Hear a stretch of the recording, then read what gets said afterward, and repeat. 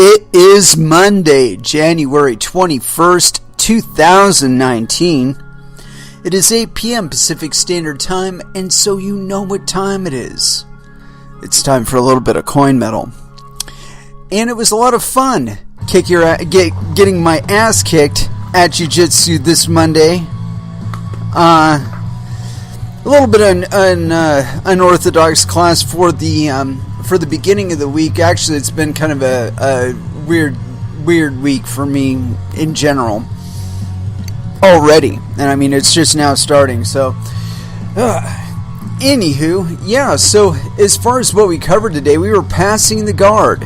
It's certainly one of the more important aspects of the ground game, and I don't know. It was a little unorthodox, but I honestly felt like I got some really good rolls in. And basically, like I said, we were just passing the guard. We did a kind of an X-Pass kind of gig, and I really like that one a lot, although I kind of really like pushing the knee through. Like there's a knee slice pass that we've been doing, and I really like it because I'm able to get a lot of my opponent covered by it. You know, if I can get them back flattened out and then push out on the knee, then I can just kind of turn my hip inward a little bit and just kind of push that knee through, you know. And so I really like that particular pass. It seems like a good one for me. Although I had some interesting pass keep going on with another gentleman at the gym. He's kind of like an assistant coach or something like that, or instructor rather.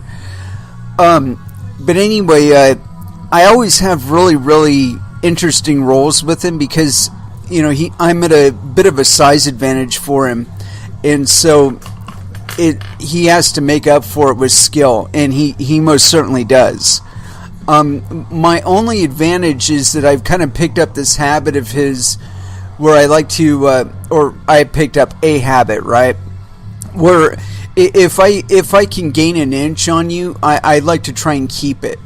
You know, so like if you bring your legs in closer to try and shift either to the inside or the outside and get around the outside of my hip or get around my knee, I like to hold the smash on it, right? So like you might pull your knee in, but rather than being able to circumvent my body with it, you've just lost the space that you had between me and you that you gave up to bring the leg in. That's my mentality with it. And I found that with his game in particular, that becomes a little aggravating. Although I know that if he were actually like really trying, there are some more higher energy and explosive moves that he could be doing to get out of the situations that I'm putting him in. I really try and keep it in the front of my mind that under any other circumstance, I probably would not be as successful as I am with him. You know, if it were a tournament situation where I ended up against him, I'm very confident that he probably put me in an armbar faster than I can say Mississippi. But that's neither here nor there. When we're actually working, though, I find that some of the places that I apply pressure seem to confound his game just a teeny tiny. And we ended up in a situation where I had like I got into his half guard. You know, he still had that secured and whatnot. But we had our legs tangled just slightly loose, and I noticed from my position that if I were to take my hands and put them to my right hip and then roll over and flipping my legs up, that I would put him to where I had his back. And so I did it. I put my hands to my side, I rolled over on him, and I popped up a little bit, and I managed to, by the way that my legs were tangled with his, flip him to where he was now on his belly and up on all fours, and I just reached for his belt, and the fucking bell went off. Denied. You know, I was hoping that I could hold him with his belt, you know, really tight, and then untangle the legs and navigate around to try and take his back. But yeah, like I said, denied at the last moment. But nonetheless, I had a really good roll, and there's one gentleman, and I'm only mentioning him cursorily because I told him that I don't indicate names on this show. That he took my guard. He passed my guard in like 0.25 seconds. I mean, it was so fucking fast. I'm like, okay, you got my guard. And I mean, it really indicated to me, it's like how fast and how slick this guy can be. I did pull a move that was only slightly slower and almost as slick slightly thereafter, and I think I did manage to get into a good position where I actually had him on the ground and was kind of in his guard, rather than him just like immediately just blasting through mine. But yeah, so all in all, it was a good session. I was a little disappointed that the early morning jiu-jitsu didn't happen today. I was actually contemplating doing a 2-a-day today, and as painful as that may actually have been, I think I'm kind of up to the challenge by now. Anyway, I'll probably try and get in tomorrow, and I don't know, maybe get in every day this week. Maybe. I don't know. I'll figure it out. Anyway, let's go ahead and throw down into some music. I got a few tabs open in the browser, so I think we may in fact be covered for subject matter, but there is the entire internet out there. So if we find ourselves wanting, I'm sure the trusty Twitter feed will bestow upon us some newsworthy content. Anyway, let's go ahead and throw down into some music. And as far as the first dance, I'm feeling it, man. Cold Chamber, Sway, first dance here on Coin Metal.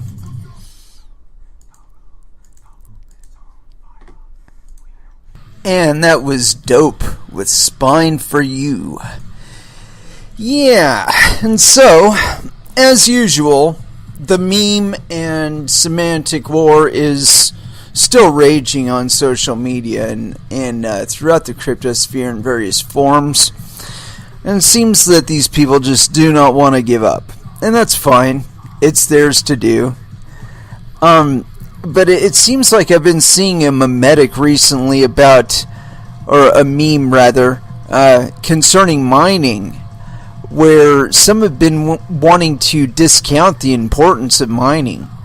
Now, I just don't have any words for these people. It's like they're shit-talking the very thing that gives them all the wonderful things that are necessary in order for their shit to work.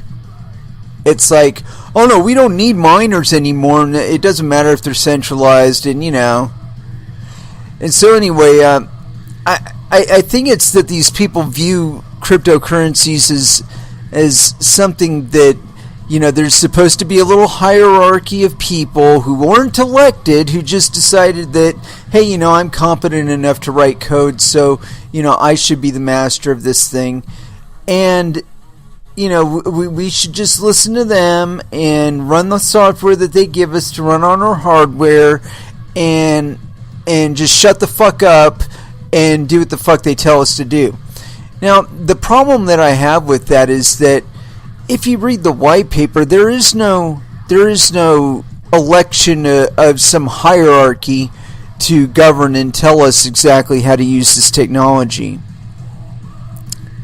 And fortunately for us, it's an open source project. So, if at some point we should say, these guys, the developments that they're presenting to us simply aren't beneficial for Bitcoin as a whole, could simply disregard what they have to say. It's like if you don't want to upgrade from, 0.0113 to, I don't know.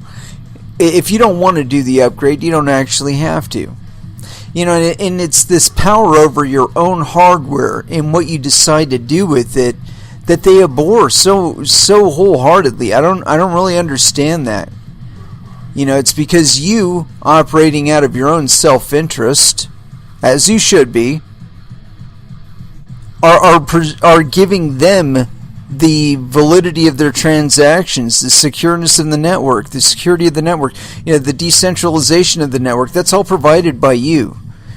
And yet these people have the audacity to say, oh, the miners really don't matter. It doesn't matter if the blockchain is all in one source or, fuck you. Who the fuck are these people?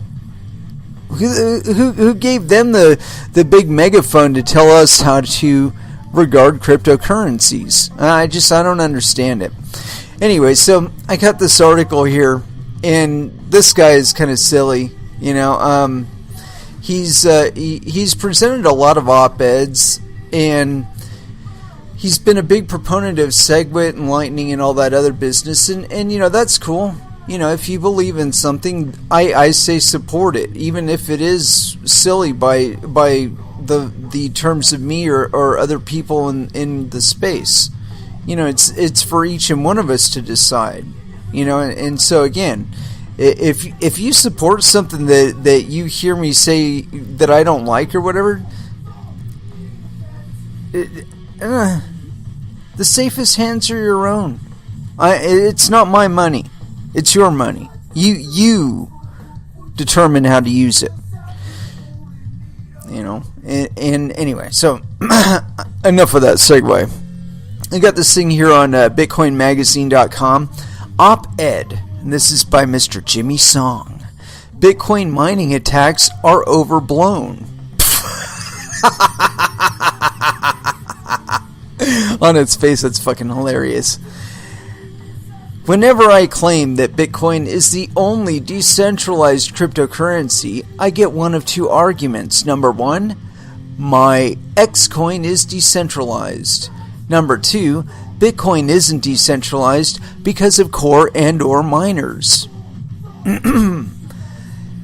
I'll leave one and the first half of two for another day, but the mining centralization argument is what I want to tackle in this article. The questions I'll be answering is, number one, is Bitcoin mining centralized? Number two, in what way do miners, quote, control Bitcoin? Number three, what are the risks of a 51% attack? Number four, are the altcoiners right? Number one, decentralization. Decentralization is a key property of Bitcoin. If you remove decentralization, it's not an interesting project. Actually, there's far more compelling arguments for that one, Jimmy. Give me a fucking break. There have been a lot of centralized issuers of money. That's what causes inflation and why your savings lose purchasing power daily. The response by altcoiners is to argue that decentralization is a spectrum, or barring that Bitcoin is centralized. First, decentralization is not a spectrum. It either has a single point of failure or it doesn't. Correct, Jimmy. Centralized things are called centralized because there's a single point at which everything can fail. You either have a centralized point of failure or you don't. There is no real in-between like altcoiners would have you. And one thing, this is a misattribution to altcoiners. Not all quote-unquote altcoiners, meaning people that support currencies other than Bitcoin, would have you believe that there is some sort of spectrum to quote-unquote decentralization. It is either decentralized or it isn't. That's not actually up for debate, Jimmy. Continuing. There's no real in-between altcoiners. Altcoins all have one or more of these properties which create a single point of failure. Number one, a creator that's still involved. Oh yeah, he should just fuck off and let Blockstream fuck up that one too, right, Jimmy? Number two, a development team that forces upgrades on all the users, hard forks, or number three, a foundation/organization which directs what the coin will do. Gosh, Jimmy, you got people talking about let's make Bitcoin Foundation 2.0 in the background. Give me a fucking break, dude. You're naming attributes of things about Bitcoin. A development team that forces upgrades on all the users. Duh! Who the fuck do you think Core is? A development team that forces upgrades on users. Anyway, continuing on. Some have more than others. ETH has all three, versus XMR, which has just the second. In that sense, you can say something has more single points of failure than others. Nevertheless, the fact is that if at least one single point of failure exists, the token is centralized. A government could very well control the coin and whatever regulations it wants through that single point of failure. They could, for example, arrest the creator, tax the dev team, or nationalize the foundation or organization. No, they can't, dude. If that were to happen, say, with Verge, say that, they tried to just buy us, that wouldn't affect any of the miners that are out there. They would say, you know what, I don't want to continue on doing what Verge was doing or wants to do now, so I'm just going to keep doing what Verge was doing previously, and these guys can go fuck themselves. It's my machine. Fuck you. Continuing on. A government could very well control the coin, whatever regulations it wants, through a single point of failure. They could, for example, arrest the creator, tax the dev team, or nationalize the foundation or organization. The method by which an authority can take over doesn't really matter here. The fact that it can is what's of concern. Centralized coins have the potential to be taken over relatively easy. Yeah, Jimmy, no shit.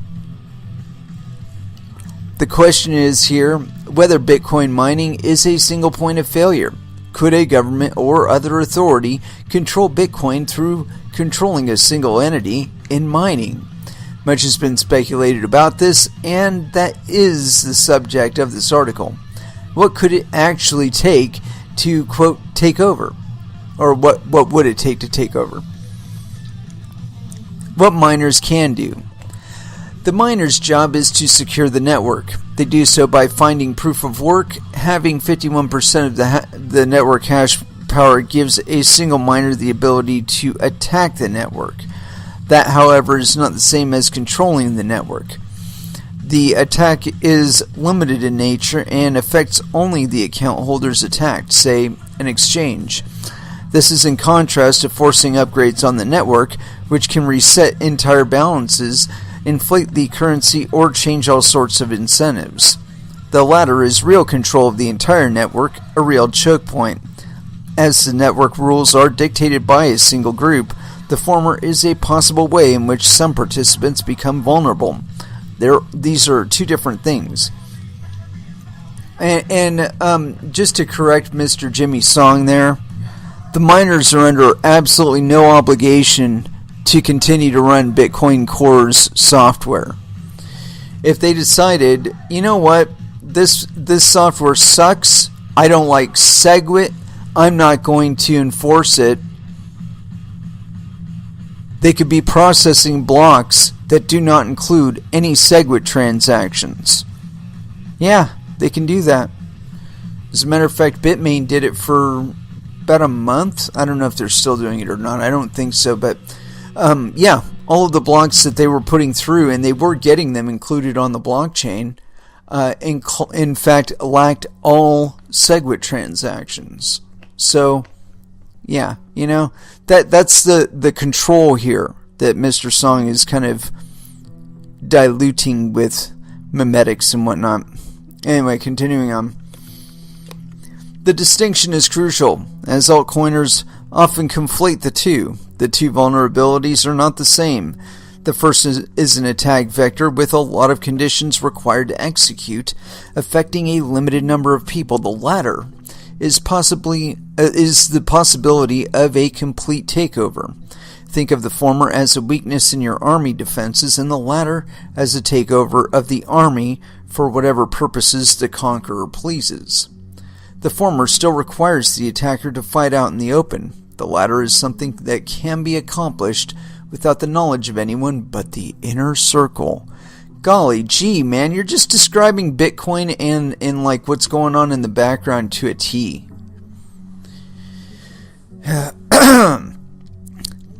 It is with this in mind that that we call altcoins centralized. And you're lying through your fucking teeth, too. They can be taken over, conquered, changed by the whims of a few people. Controlling a large amount of mining hash power is not the same as that, and the vulnerabilities are limited, not to mention very expensive to execute. This is the difference between a single person in charge of a bank account, who can thus embezzle, run away with money, etc., versus a possibility that a valid wire transfer can be forced to win. You know what? I'm not going to read any more of this shit.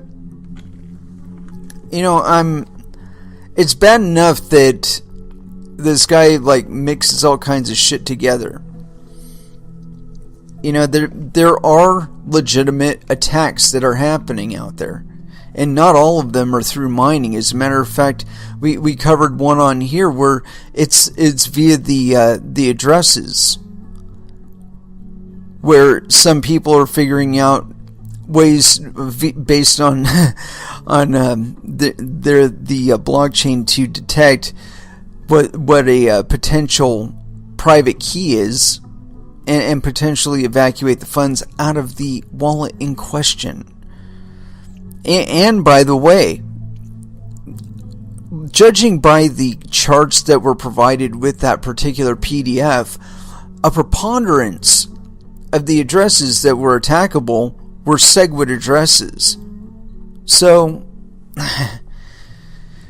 you know, he was one of the big proponents that pushed for SegWit, and the thing that I'm worried about here is that there's a lot of muddling going on of the waters, a lot of muddying of the waters going on with regard to Bitcoin and cryptocurrencies as a whole.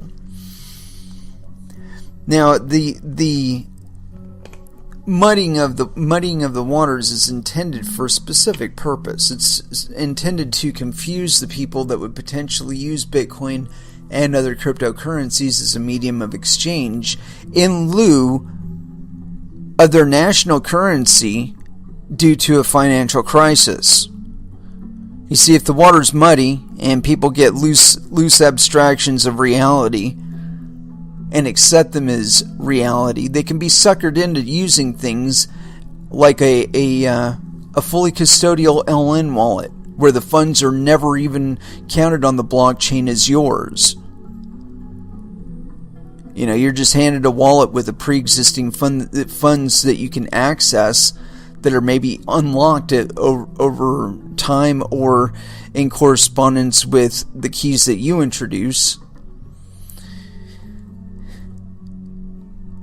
And you just be transacting with tokens across somebody's pseudo network that's supposedly linked to a transaction on the blockchain at some point or another. You know, the plan as I've discerned it is that you won't be actually transacting Bitcoin in a couple years. You'll be transacting some butt token that's representing some volume of Bitcoin on somebody's ledger that's associated with a transaction somewhere on the blockchain. You know, and as far as you can tell, the transaction probably never completes because it's got, 10,000 Bitcoin in it. And it can just sit there and just accumulate through... yeah, anyway. I'm not going to go on and on about that. But anyway, the attacks that are within Bitcoin right now are primarily in the sphere of social media. I mean, there are, in fact, technical attacks going on out there, literal attacks going on out there. But what Mr. Song is talking about as far as the dangers of 51% attacks or mining-based attacks, they exist. They're real. But the thing that makes decentralization is you dedicating just a couple video cards to mining. I know a lot of people have told you, oh, you should run a node or you should run an LN node. You know, if you're going to dedicate any fucking electricity, bandwidth, and hardware to this, it should be to mine. You know, you don't get a diversity of opinion and a representation of the real market without market participants. If it's just the big people talking down to you without any representation provided by you on the network, then you pretty much deserve whatever they decide to do with their hardware. If they decide, no, we want to go back to mining 25 Bitcoin blocks, where the block reward is 25 Bitcoin, you're subject to that. What he was talking about here with coin inflation. But again, you have to have a significant number of miners to try and enact that kind of change on the network. And that's been kind of the understanding here, is that if you are pushing a specific way to mine, and people look at it and they can determine that it's not necessarily any worse than what's going on right now, and maybe even a little bit better, maybe it processes a little faster, or it just provides just a little more security at one point or another. If they decide that they want to run that version instead, they can. There's no closed garden here as far as who can develop for Bitcoin. And that's another little mimetic thing that Mr. Song is getting wrong here, is that it is not just Bitcoin Core that gets to determine what code is run on people's miners. It's like the mining manufacturers, the people that make the miners. They have their own firmware. They have their own drivers. So yeah, there is no single source on that. And again, as I noted before, this is an open source project. That means all the code is available freely, at least on the Bitcoin side of things. Again, I was saying that people could be implementing proprietary implementations of Bitcoin that maybe on the network side they look the same, but on the side of the hardware, it's more efficient for them. This is one of the big fears about ASIC Boost, was that it was going to provide some big efficiency upgrade to miners that it would unfairly advantage them. Well, this is a game, and it's a game of self-interest. And so if somebody is pulling an implementation like that on one side, I can almost guarantee you that there are other people out there doing it. Fucking IBM, fucking Samsung, any of those people. The incentive here is money. And that motivates people to do all kinds of things. Although it's kind of funny when I think about it with NVIDIA, how they kind of downplayed how much of their revenue is actually coming from mining. It's kind of bitten them in the ass just a little bit. But I think what else it's done is kind of incentivized other mining or other capable parties to get into the manufacture of mining chips. And I still believe that is the case, that more people are going to get into mining and more people are going to get into making miners. And that's going to lower the bar for entry into mining. But I see that there is, basically two drifts with regard to the mentality of the cryptosphere, and one of them is to drive off chain and do the layering thing. And hey, if you can get it to work and you don't get busted as some sort of custodian or money transmitter, more power to you. Get back to me when that happens. I had somebody challenge me on Twitter about Lightning, and I said, get back to me in a year if it's not being called out is on the part of regulators. And I'm not convinced that that's not going to happen yet. I'm convinced that there's a lot of money transmitter legislation out there, and eventually they're going to get serious about calling these Lightning node operators out and saying, hey, you're going to have to apply to be a money transmitter in your state, because you're at one point or another either counterpartying or by what was it? I think the terminology was if by function or non-function you can affect the state of somebody else's transactions, you are a money transmitter. And that's what the whole lightning thing is, right?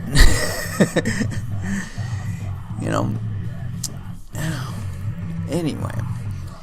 Oh, this was the other thing that I really wanted to cover today, and we may in fact get pretty deep into this one. I hope. I'm hoping there's a lot of information concerning it, because this is really the bigger sensitive point when it comes to Bitcoin. I mean, even though everything I've outlined just outlined concerning miners and proprietary software and so on and so forth, the bigger attack surface is at the custodial points.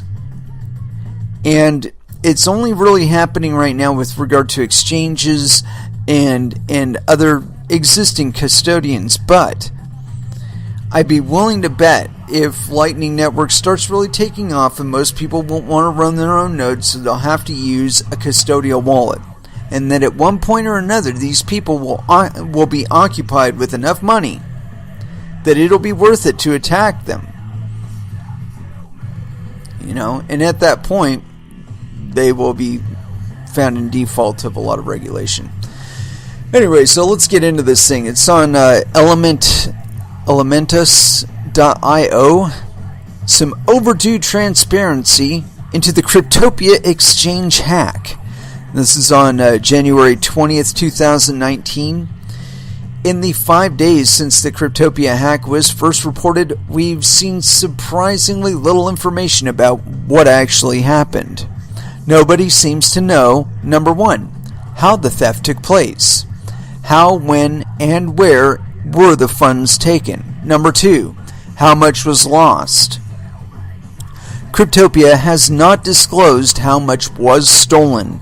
Media reports on the total value of stolen assets range from $3 million to $13 million. Number three, the current status of the stolen funds. We've seen a few blips about exchanges freezing stolen funds, but there's nothing on how much was frozen or where the rest of the funds sit.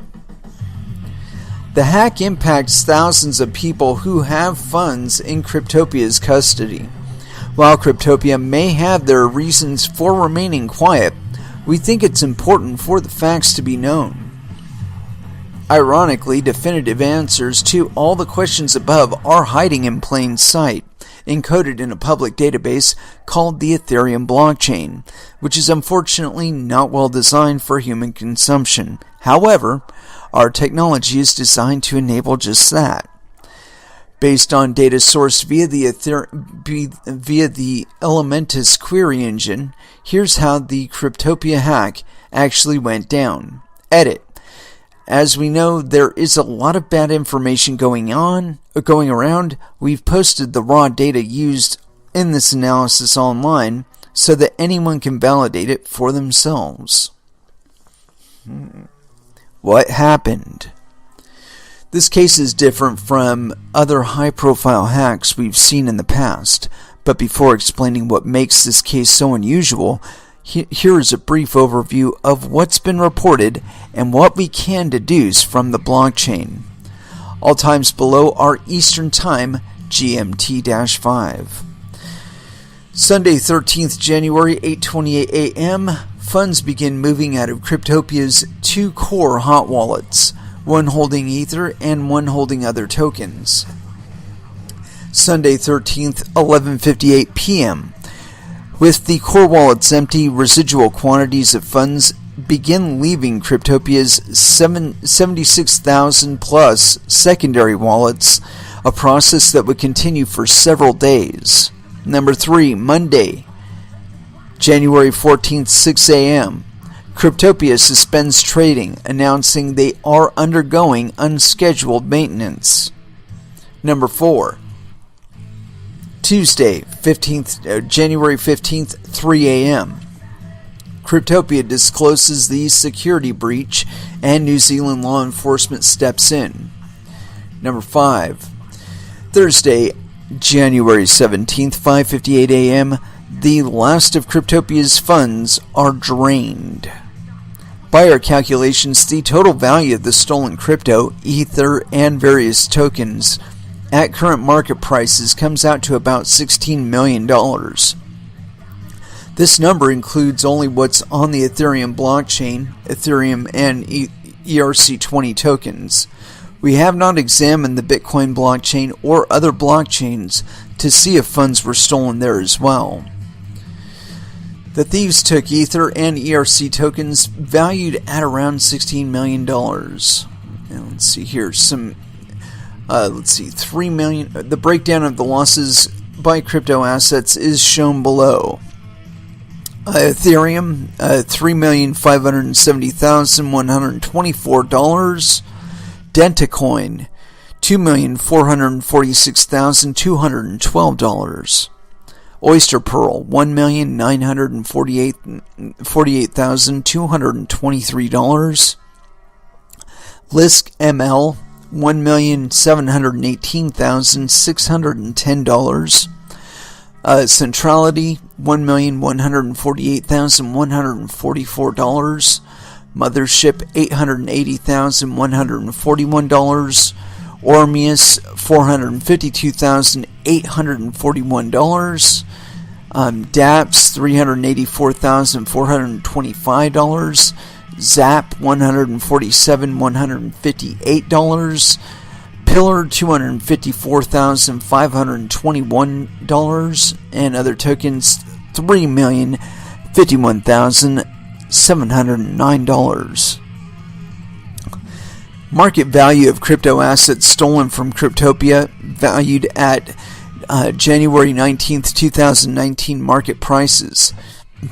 For more details, see the full breakdown token, full list of transactions out of Cryptopia into the hackers' wallets.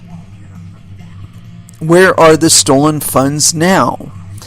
For the last few days, the hackers have been shuffling the funds around in small pieces and gradually moving them into exchanges to cash out.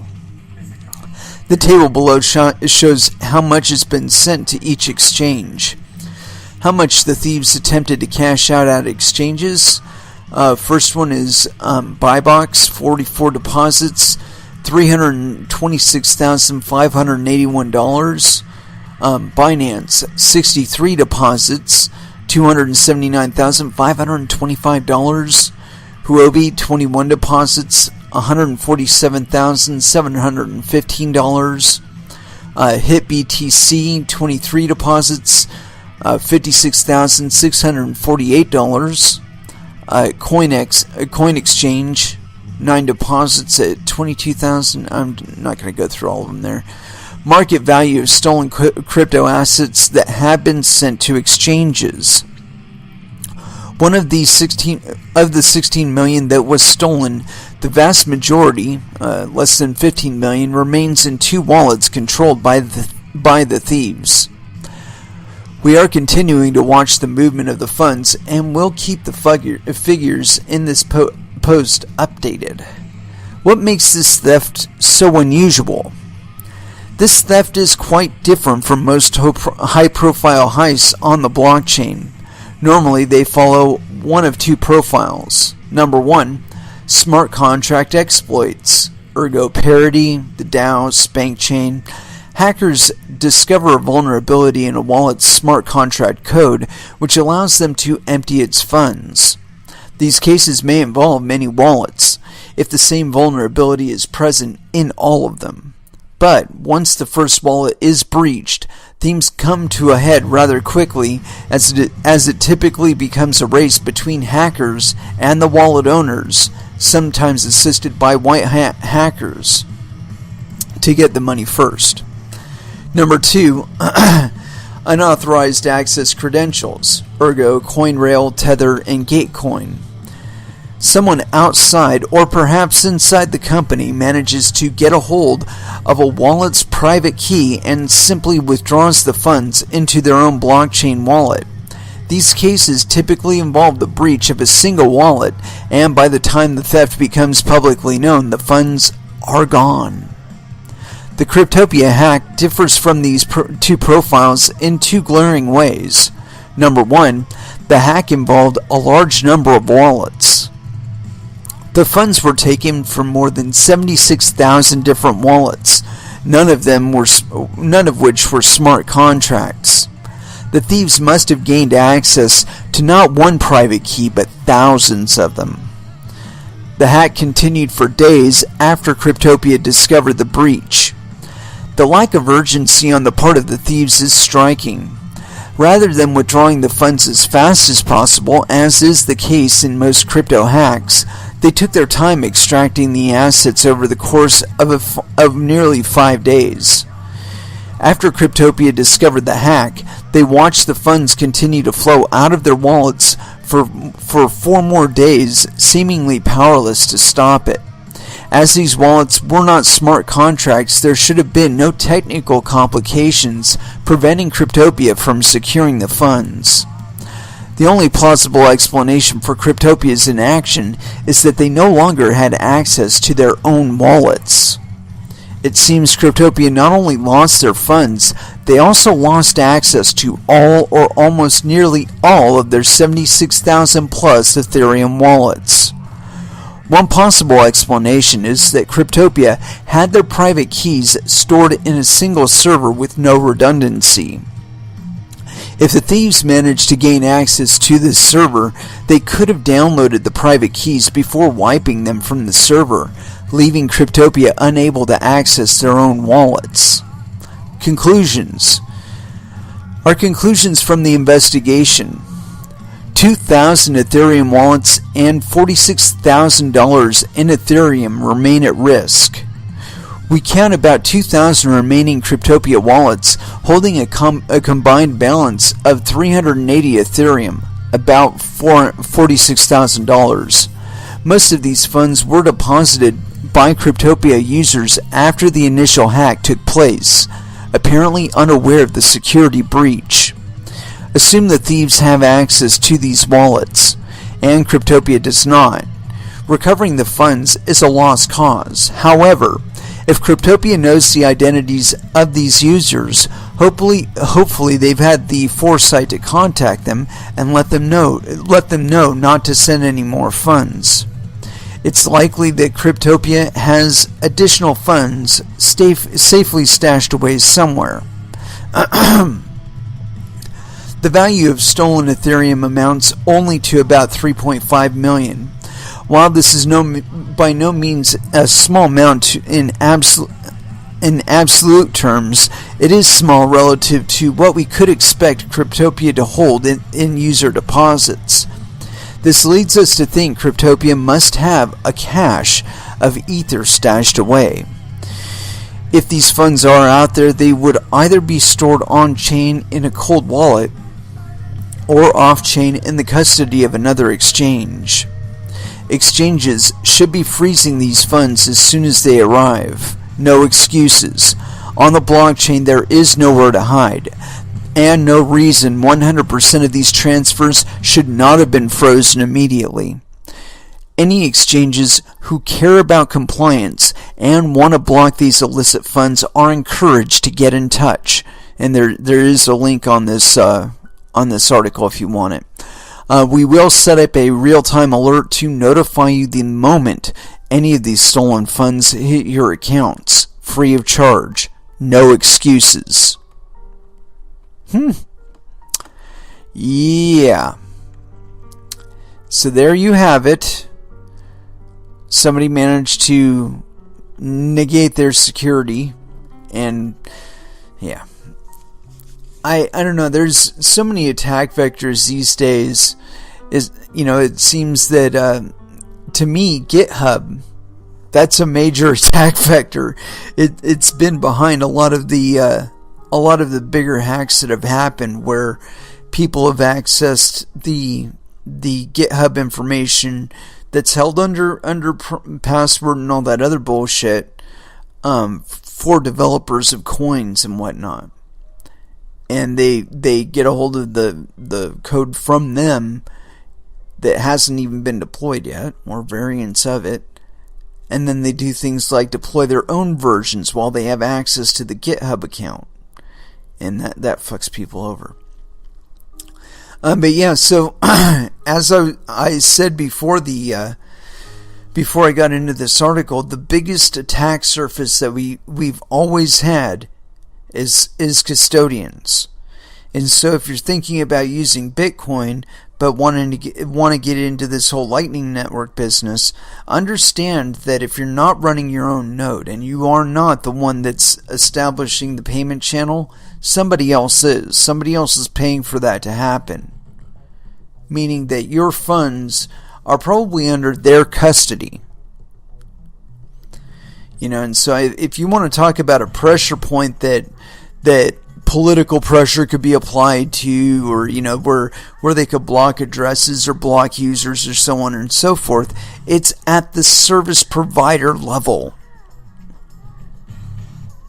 If your only interface with the blockchain is via a third-party intermediary because you can't afford to do it, then you're subject to whatever their whims are. You could end up with something like Shapeshift, where they onboarded thousands and thousands and thousands of users. And then one day they decided that, we should probably get kind of compliant here and introduce AML KYC. And then all of a sudden a whole bunch of their users said, you know what, this no longer has any use for me because my whole intention was to remain concealed as far as what my identity was in association with my funds, and here you are saying that I can no longer do that with your service. So yeah, I'm going to go somewhere else. That didn't happen overnight. There was a creep to it. They left New York specifically to avoid having to deal with the AML KYC bullshit introduced by BitLicense. And they made a big to-do about it all over social media. Oh yeah, fuck those guys. We'll deal with everybody else, but we can't deal with New Yorkers anymore. Fuck those guys.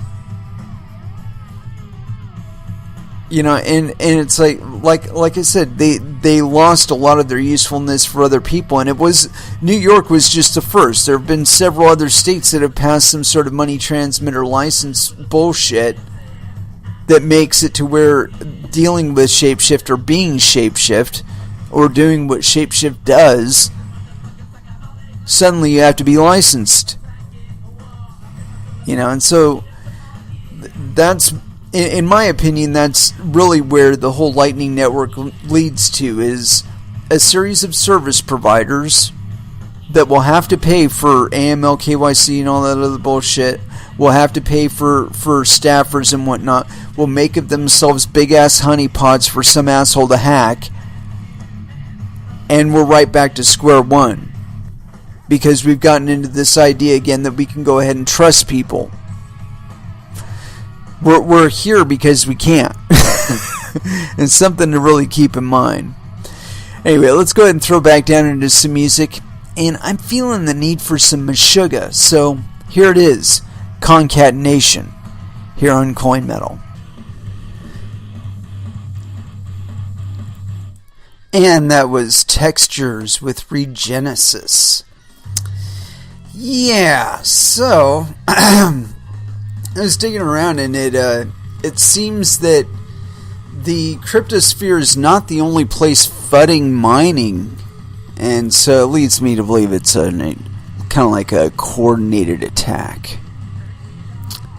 I know that's me being hyper conspiratorial, and well, why not? It's for entertainment, right? But it's not something to entirely discount. You got to consider the fact that Bitcoin eliminates a lot of pre-existing, as in existing before Bitcoin, monetary monopolies. Monopolies in certain aspects of the financial space, from the distribution of currencies and creation of currencies, all the way up to derivatives and the management thereof. And so this has been in effect disrupted. And there's a lot of people that want that fucking monopoly back because they like it with a controlled number of participants that they could just make a phone call and tweak this and tweak that and have that much control over the system. Well, 2009 was a product of their control. They had all of the signals were firing and saying, "Oh yeah, everything's cool, man. Everything's cool. We're AAA rated. Everything is cool." And unbeknownst to the rest of the market, there were some that were being paid to give a AAA rating to securities that were not in fact AAA rated or wouldn't be in a legitimate auditing of their books. And so that's how we ran into that wall, is that according to all of the regulatory entities out there, people had figured all the little cheats to give all the little signals that say, yes, we're solvent, yes, you can still trust us, don't worry, your funds are SAFU or SAFU or whatever. Everything is cool. And the fact of the matter was quite the contrary. That things were not cool in the background. That people were levered up on derivatives of derivatives of derivatives stacked on bad loans. So, why anybody believes that you can bring the idea of derivative value off of cryptocurrencies to the cryptocurrency market and not have similar effects? I'm sorry, man. You're silly. So I got this thing, and I'd like to read the whole thing, but it's 31 pages, and there's no way in hell we're going to get through 31 pages, even with me doing like fast talk as fast as I can do it. But nonetheless, I will cover the abstract at least, because this is bis.org, and I think it deserves a little airing. This is this paper was by Raphael Auer. Like I said, the page is bis.org/publicwork765.html. The title: Beyond the Doomsday Economics of, quote, Proof of Work in Cryptocurrencies. And this is a BIS working paper number 765, authored January 21st, 2019. Summary. Focus. The paper focuses on how Bitcoin and related cryptocurrencies verify that payments are final, i.e. irreversible, written into the blockchain. It points out to the high costs of achieving such finality via quote-unquote proof of work. It then weighs the outlook for cryptocurrencies based on this kind of algorithm and looks at possible future avenues for progress. Contribution. This paper shows that two economic limitations affect the outlook of cryptocurrencies modeled on proof of work. The first lies in the extreme cost of ensuring payment finality in a reasonable space of time. The second is that these systems will not be able to generate transaction fees that are adequate to guarantee payment security in the future. This paper shows that the future of Bitcoin and related cryptocurrencies is crucially affected by the interplay of these two limitations. Findings. After surveying the market for transactions and the way fees are determined, the paper finds that the liquidity of cryptocurrencies is set to shrink. In this light, the paper then asks how technical progress might raise the efficiency of Bitcoin-type payments. Actually, that's not true. The inflation, i.e. the rate of disbursement of Bitcoin and other cryptocurrencies, stays the same, but the amount per reward is reduced. That's not the same as shrinking liquidity, because it doesn't actually subtract the liquidity in the market. It just adds it at a slower rate, or at a different rate. Yeah, at a slower rate. programmatically. Anyway, continuing on. Let's see, Bitcoin type payments. So-called second layer solutions such as Lightning could help, or methods other than proof of work could be used to achieve payment finality. But these might require coordination mechanisms implying support for a central institution. Thus, the current technology seems unlikely to replace the current monetary and financial infrastructure. Instead, the question is rather how the technology might complement existing arrangements. Oh, okay, so what we've been doing for the last decade isn't good enough for global transactions, so we need to do it the way that this guy at BIS says that we should do it. You know what, dude? You wouldn't even be commenting if this shit didn't work. So, continuing on. Abstract. The paper discusses the economics of how Bitcoin achieves data immutability and thus payment finality via costly computations, i.e. proof of work. Further, it explores what the future might hold for cryptocurrencies modeled on this type of consensus algorithm. The conclusions are, first, that Bitcoin counterfeiting via, quote, double spending attacks is inherently profitable, making payment finality based on proof of work extremely expensive. Secondly, the transaction market cannot generate an adequate level of, quote, mining income via fees as users free ride on the fees of other transactions in a block and in the subsequent blockchain. Instead, newly minted bitcoins known as block rewards have made up the bulk of mining income to date. Looking ahead, these two limitations imply that liquidity is set to fall dramatically as these block rewards are phased out. Simple calculations suggest that once block rewards are zero, it could take months before a Bitcoin payment is final unless new technologies are deployed to speed up payment finality. Second layer solutions such as Lightning Network might help, but the only fundamental remedy would be to depart from proof of work, which would probably require some form of social coordination or institutionalization. Yeah, dude, you're full of shit. Look, Bitcoin has a market because people are interested in Bitcoin. And they're interested in Bitcoin because they're dedicating hardware and electricity and time and bandwidth to the effort of mining it. That is their interest in it. Now, trying to divorce the interest point of Bitcoin from Bitcoin itself is kind of stupid. You know, and the idea that it's going to take months for a transaction to complete, it's silly.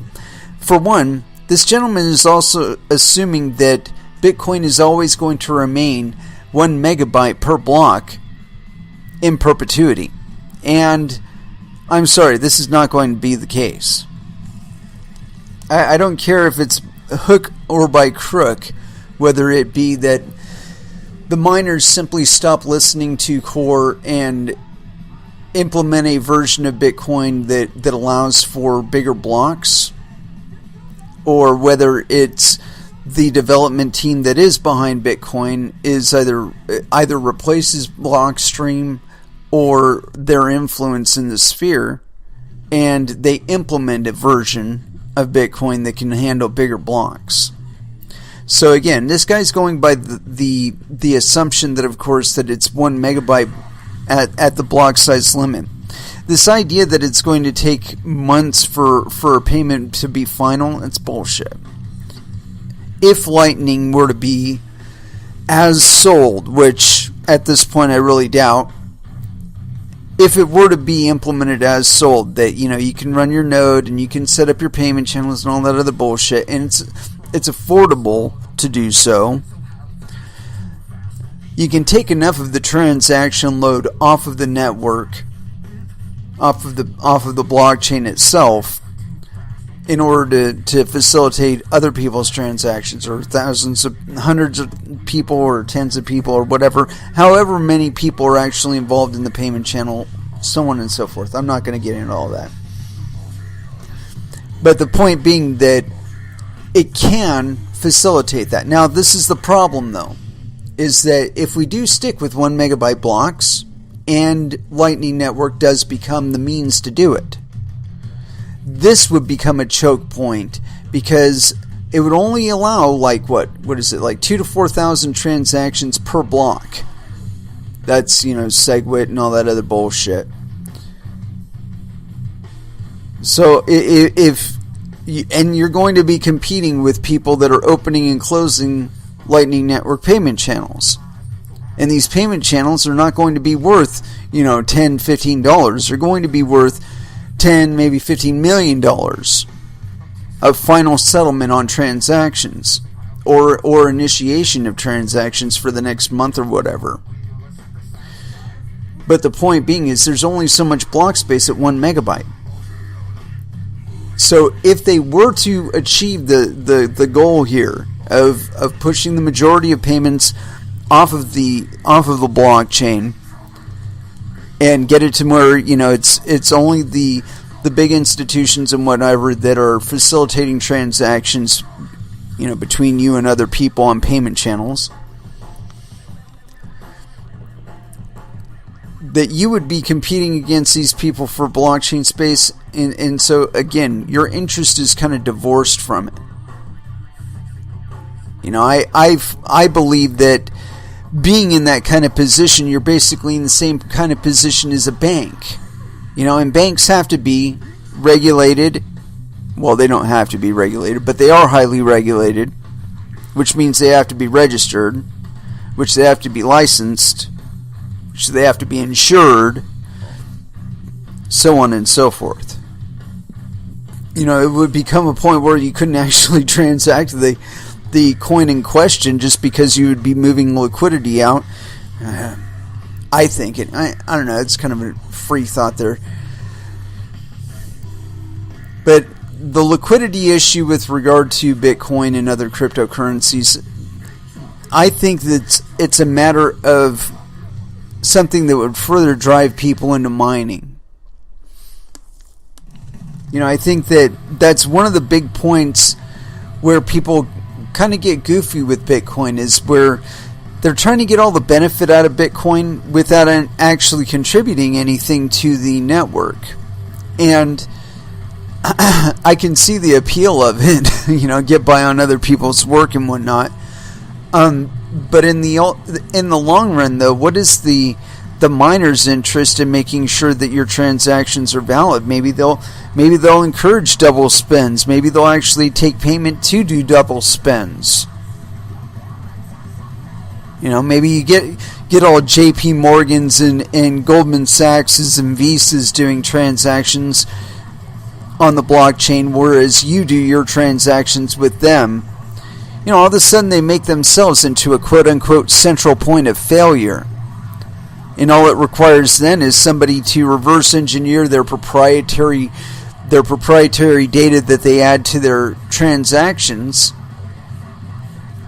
and it'll be relatively standardized. So it would be a lot less difficult to do, I imagine, than other hardware/software attacks. Only because, again, it's got to be standardized at some level and for a longer duration of time than you typically update your own software on your own hardware. Because it's your interest. But see, once your interest is divorced from that point, the incentive to update software and keep things current on every single unit out there is a little bit lower, because it's not your interest. It's somebody else's interest. And again, as you limit the number of interested parties, you also make them bigger targets. You're already seeing exchanges being attacked. They're very big targets with a lot of fucking money. Now imagine you've got a payment channel, or a hub, rather, that's hosting several payment channels, and one of them gets hacked, and all the funds get evacuated out of that shit. Because you're doing this shit off chain, it takes at least 20 minutes. We'll just do it with base math here, because you got to do 2 transactions, one to open, one to close, right? Now, there's some interesting ways that they're doing things in one transaction, but nonetheless, it's all dependent upon on-chain transactions, right? So you need, we'll just go with the two standard, you need one to open, one to close payment channel, right? So that's 20 minutes. Now, instead of 10 minutes, 20 minutes for total confirmation, but the chances of you opening one and closing one within a 20-minute period is really, really limited. It kind of takes the whole point out of doing it. All right?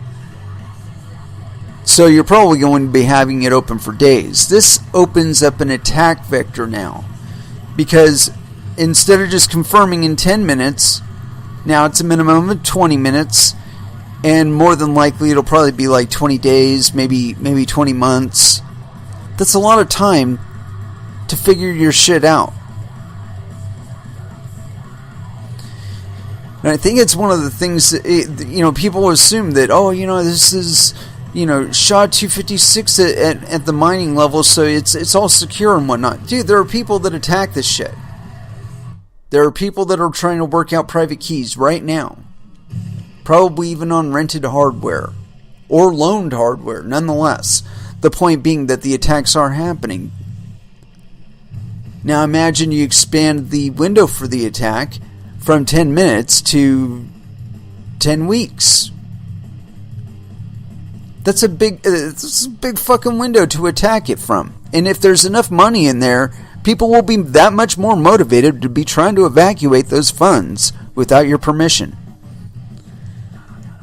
That threat ensures that, of course, they will need to be registered, they will need to be licensed in a whole bunch of different districts all over, a whole bunch of fucking cruft that does not need to be added, because the attack vector does not need to exist in and of itself.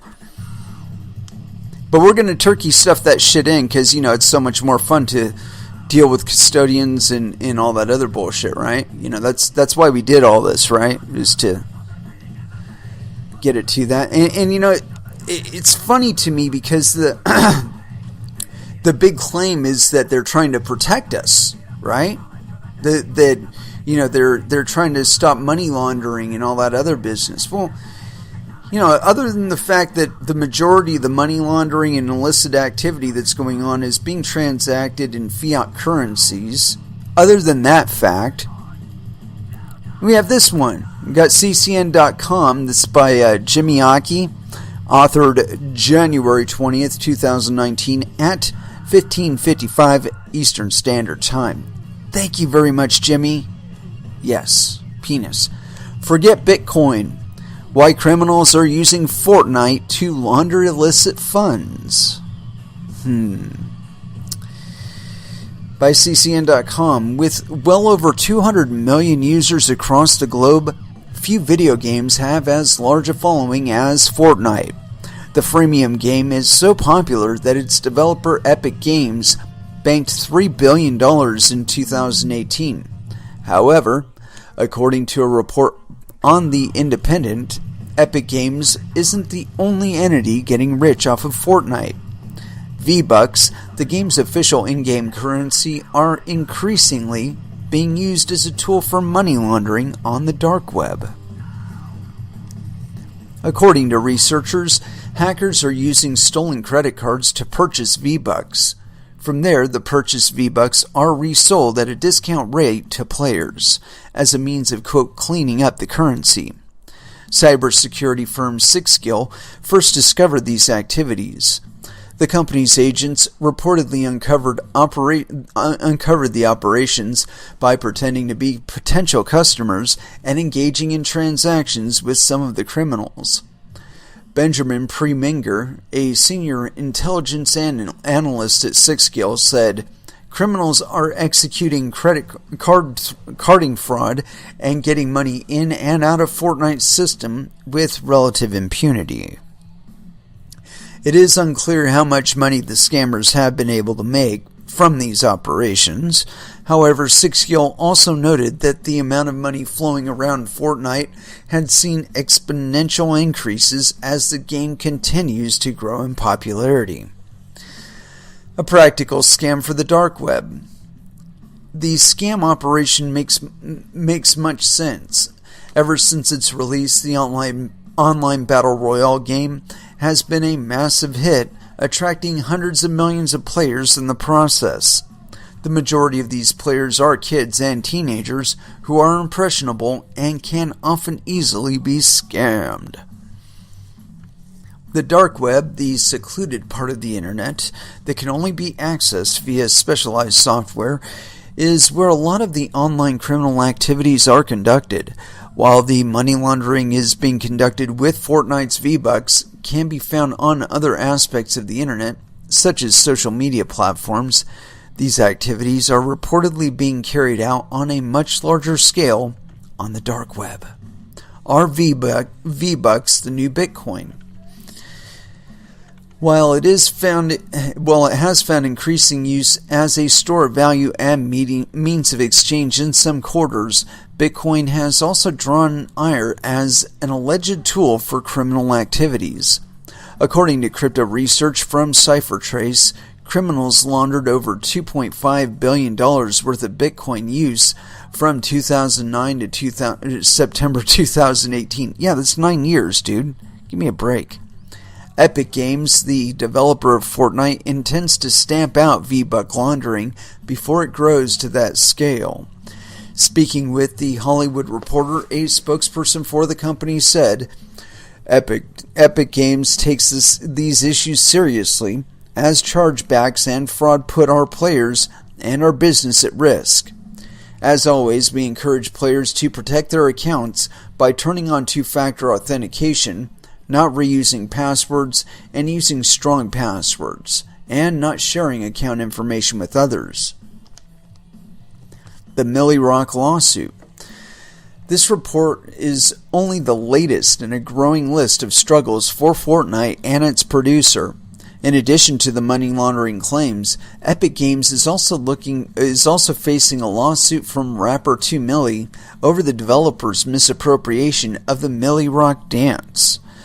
The lawsuit was filed last month. The dance, which was featured back in 2014 in a video for Millie Rock, a song which bears the same name as the dance, was added by Epic Games to Fortnite's 5th edition, albeit under the moniker Swipe It. Yeah. So, here you have people using fictional money from a from a video game to launder funds. Now, you can almost guarantee that this is happening with other currencies transacted within video games as well. You know, you have GTA 5. There's probably a reason why it's been in existence as long as it has and is still selling like I want to say it was like 5 million copies a month or some shit like that. You know, I mean, they're talking about GTA 6 and they're still selling copies of GTA 5. Well, I've seen enough what I would suggest is probably scammery and free-flowing of money on the GTA 5 networked game that it leads me to believe that this is not a new occurrence, and it's probably happened with every single game that has an in-game marketplace. You know, and I think it was what was it? Planet Side 2. That was one of the things, is that the people that tended to do the most hacking on like their character and whatnot, like they would have a targeting trainer or something like that, you know, where they're shooting you with their fucking sidearm and, you know, they're hitting you from 5,000 yards away or whatever. Not 5,000, but you know what I mean, that they're clipping you at some incredible distance with a weapon that they really shouldn't be able to clip you with. And, you know, when you look at them, they have all the custom skins on everything. They have all the weaponry that you could possibly want. They're full up on ammo and whatnot. And it led me to believe that either A, they were really fucking rich, or B, which was more likely due to the volume of gameplay they actually got in, that they were hackers that had been hacking other people's funds through Sony's system or even through Steam, one of the two. But nonetheless, Fortnite, laundering illicit funds, nothing new. And I don't expect it to get any different when it's cryptocurrencies. There's this big thing recently about a neutrino enabling Bitcoin Lightning payments or whatever through Quake, which I thought was kind of funny because I actually have like a physical copy of Quake around here somewhere. But the fact that they were adding Lightning to it, I thought that was kind of hilarious that you could quote unquote get paid for killing people in Quake. You know, that game was what, like 90, 98, 99, somewhere around there. Old, too old. Maybe even earlier than that. I want to say it was like somewhere between 96 and 98 that game came out. There was a bit of delay because, at least for me, because it took a while before it came out for Mac. But, you know, we make our choices and we live with them, right? You know, I decided to be an Apple fanboy when it was not cool to be that. And, I paid for it. It took me a lot longer to get the game goodness because Macs also had a reputation for being for video and audio editing and professional stuff, not gaming. Give me a break. Everybody likes to game. Anyway, let's go ahead and throw back down into some music. And I've been wanting some 12-Foot Ninja all night long. So here it is, One Hand Killing, here on Coin Metal.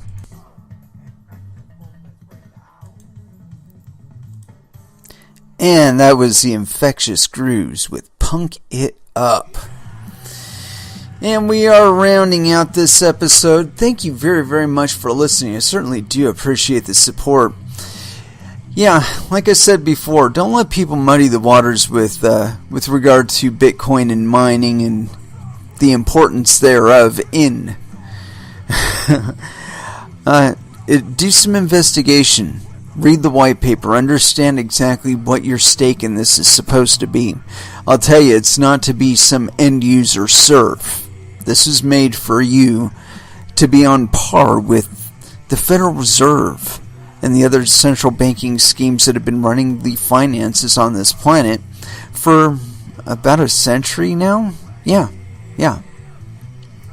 And you know, the aberration of a singular fiat currency being the only currency transacted within a nation's borders is in fact that young.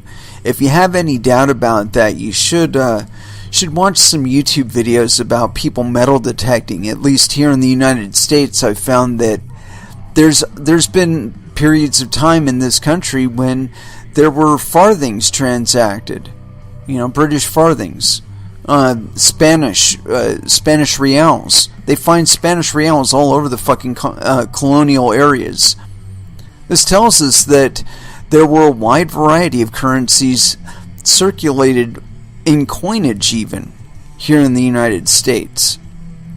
And it seems to me that at least the majority of them, including like state-issued coins and so on and so forth, they were limited in duration of time that they were used, but there were periods during the 30s and 40s, from what I'm seeing at least, where companies were circulating their own coinage in lieu of course, or in absence of state-issued coins. You know, people still had to live, so they still had to be able to transact monetary value. So yeah, you know, it's not always been a singular monopoly here in the United States, and I believe that the period in which such a monopoly could exist or remain viable, I think that time has been eclipsed, and has probably been eclipsed since the late 90s. But it's only taken until now for us to come up with Bitcoin and other cryptocurrencies. And so here we are. Anyway, thank you very much again for listening. I'm going to go ahead and close this one out with a little tune by Anthrax, Antisocial, Last Dance, here on Coin Metal. Thank you again for listening. We will be back again on Wednesday at 8 p.m. Pacific Standard Time. And so until then, I want y'all to trade safe, do your homework, and watch out for your own bunghole, because nobody else is going to do it for you. Thank you again for listening, and good night.